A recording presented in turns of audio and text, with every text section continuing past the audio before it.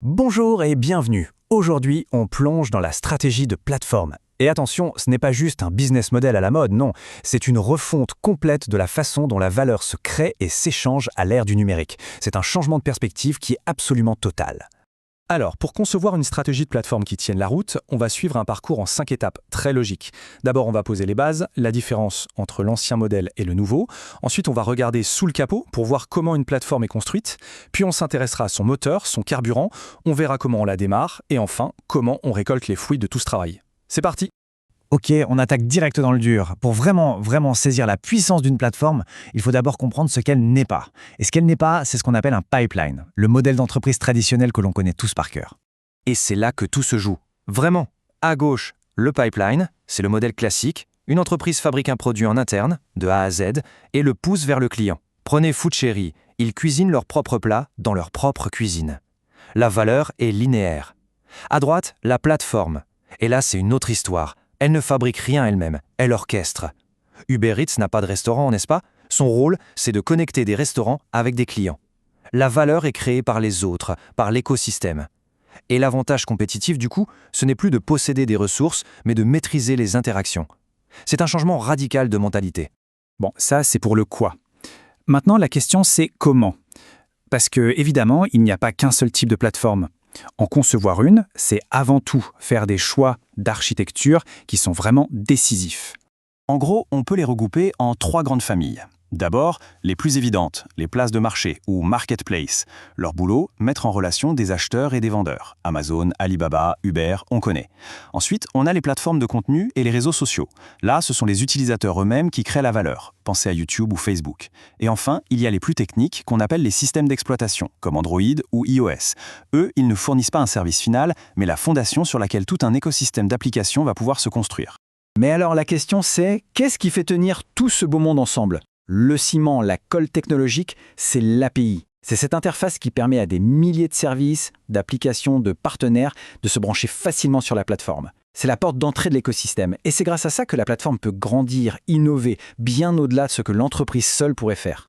Ok, maintenant qu'on a de l'anatomie, on va s'intéresser au moteur, ce qui fait que ça tourne et même que ça explose en termes de croissance. C'est un concept surpuissant qui s'auto-alimente, qu'on appelle les effets de réseau. Et pour comprendre ce moteur, cette citation du cofondateur de Blablacar est juste parfaite. Elle résume l'essence même d'une plateforme. Il ne s'agit pas de vendre, mais de permettre une rencontre, une transaction. Chaque mot compte. Attirer, faire rencontrer, relier. C'est tout le programme. Alors, l'effet de réseau, c'est quoi au juste? En fait, c'est une idée toute simple, mais d'une puissance redoutable. Plus il y a de chauffeurs sur Uber, plus le service devient intéressant pour les passagers, car l'attente diminue. Et bien sûr, plus il y a de passagers, plus les chauffeurs ont intérêt à rejoindre la plateforme. C'est un cercle vertueux. Chaque nouvel utilisateur augmente la valeur pour tous les autres. Et une fois que cette dynamique est lancée, elle devient très difficile à arrêter pour la concurrence. Alors pour que cette magie opère, les stratèges de plateforme ont 4 obsessions permanentes. La première, c'est d'attirer. Sans participants, il n'y a pas de réseau, pas de plateforme. C'est une question de survie.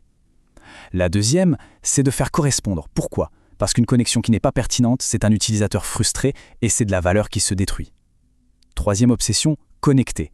Il s'agit ici de chasser la moindre friction, le moindre clic en trop, car chaque obstacle est une porte de sortie potentielle.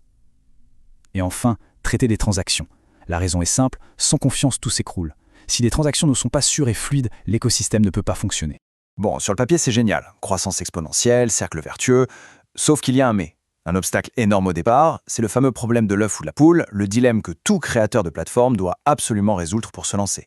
C'est le paradoxe total, le casse-tête ultime. Pourquoi un chauffeur irait sur une appli s'il n'y a pas de passager? Et à l'inverse, pourquoi un passager téléchargerait une appli s'il n'y a aucun chauffeur de disponible? On part de zéro. Alors, comment on fait pour amorcer la pompe? Et c'est là que la stratégie devient un art. Heureusement, il y a des solutions, des techniques pour justement amorcer la pompe. La plus célèbre, c'est de subventionner un côté du marché. C'est exactement ce qu'a fait Uber à ses débuts. L'entreprise payait des chauffeurs juste pour qu'ils soient connectés et disponibles, même sans course, pour garantir une offre au tout premier client. D'autres stratégies, c'est de viser une toute petite niche pour commencer, ou même de simuler une partie du marché au tout début. Mais toutes ces stratégies, elles ne valent rien sans un ingrédient essentiel, la confiance. Comment on convainc les premiers utilisateurs de sauter dans le vide avec nous? C'est là que la gouvernance des données devient un levier stratégique. Par exemple, on peut décider que la plateforme garde le contrôle total de la sécurité, ça c'est centralisé, ça rassure, mais qu'en même temps on laisse aux utilisateurs le contrôle de leurs propres données, ça c'est décentralisé, ça donne le pouvoir. C'est cet équilibre subtil qui permet de bâtir la confiance indispensable pour démarrer. Allez, on arrive à la dernière étape, et pas des moindres, l'argent. Une fois que la plateforme a démarré, qu'elle a créé ses effets de réseau, qu'elle a atteint une taille critique, comment gagne-t-elle sa vie? Comment est-ce qu'elle capture une partie de toute la valeur qu'elle a permis de créer? Mais attention, le mot-clé ici, c'est le timing. On ne pense pas à la monétisation dès le premier jour. L'objectif initial, c'est la croissance, la conquête du marché, souvent dans une logique de tout pour le gagnant. C'est seulement une fois que la position est bien établie que la capture de valeur devient la priorité pour assurer la pérennité du modèle. Et pour ça, on a toute une palette d'outils, plusieurs modèles qui ont fait leurs preuves. Le plus classique, c'est la commission. On prend un petit pourcentage sur chaque transaction, comme Booking.com. Il y a bien sûr l'abonnement, comme Netflix ou Spotify. Le modèle freemium aussi, très populaire. Le service de base est gratuit, mais on paye pour des fonctionnalités avancées, comme avec Lydia. Et puis, il y a le paiement à l'usage, le Pay as you go, comme pour les trottinettes Lime. Le bon choix dépend vraiment de la nature des interactions sur la plateforme. Bon, on a vu pas mal de choses. Si on devait résumer tout ça en une seule idée force, une seule, ce serait quoi? Le message central, le changement de paradigme fondamental, il est là. Après avoir tout vu, de la différence avec le pipeline au moteur des effets réseau, s'il ne faut retenir qu'une chose, c'est celle-ci. Un stratège de plateforme n'est pas un chef de produit. C'est un architecte d'écosystème. Son travail, ce n'est pas de vendre, c'est de faciliter, d'orchestrer, de permettre aux autres de créer de la valeur. Ce qui nous amène à la question finale, celle qu'on peut se poser en regardant son propre environnement. En observant ses activités, ses partenaires, ses communautés, est-on simplement en train de pousser un produit dans un tuyau, dans un pipeline, ou y a-t-il, là, sous nos yeux, le potentiel pour orchestrer la prochaine grande plateforme? La réflexion est ouverte. Merci d'avoir suivi cette analyse.